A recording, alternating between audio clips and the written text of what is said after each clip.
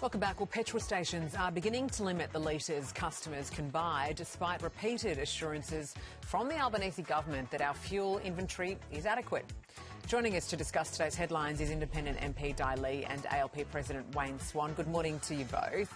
Wayne, I'll start with you. So not even 48 hours ago, Murray Watt and Jason Clare were on this show ruling out fuel caps.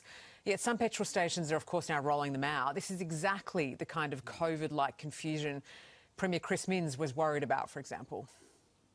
Oh, look, I don't accept that. This is the largest oil shock in history. I think we've got something like 6,500 petrol stations in the country. So it's a big challenge. And the government is all over it. It doesn't mean to say that are in they? parts I mean, of the 600 system, or so have run out of fuel, Wayne. Yeah, and there's 6,500. Okay. Nobody predicted this. You know, it's a difficult issue. I've been there in the middle of events like this. The GFC was a classic example. There's not perfect information. You've got to get out and talk to people. You've got to deal with things as they come up. And I think the government is doing that quite methodically. Well, it doesn't seem as though they are, because people are having to take it into their own hands, including these service stations. And I mean, you've got truckies who are driving up and down the East Coast who'll have a different set of rules every time they cross a border. I mean, how logical is that? Well, that's the Federation that sort of was set in stone. There over are federal laws, ago. though, as you know. But, well, for example, the government acted to deal with the independent stations that weren't getting supplied. That's quite a dramatic intervention in the market. It was not one that was necessarily expected. As these matters arise, the government deals with them, as they should. Look, we're better off pulling together in this, states and Commonwealth and all of the organisations, business and unions, better off pulling together than we are sort of picking it apart. Wayne, I completely agree with you. The problem is that doesn't seem to be happening. And when you've got petrol station imposing rules like this unto themselves, I mean, it's not going to stop people from service station hopping, for example. So it's not a solution either. Look, you know what I think is happening here is that we have not learned from the whole COVID crisis. And I don't know if governments have any contingency plans following the whole crisis in COVID, and we should have had a better plan around a situation like this. And yes, there are lessons to be learned from COVID, but we should have actually have a national emergency plan for a situation like this. And people are now, in terms of, it goes beyond oil. I think it's going to impact food, it's going to impact everything. And we're an island country, and the costs already has skyrocketed. Diesel is just around the corner. Well, we do have a plan, Di. We do have a plan, and it is being implemented. But the impact here is on the cost of living. The plan has been that's very delayed. It's all at the moment. I'm talking about actual now. In terms of, for instance, fuel excise, I've called for that since last year. And at the moment, fuel is at, like I said, $3.15 here. And in Bathurst, the other day I heard it was at $3.20. And we need more diesel in Australia than in petrol, we have been told.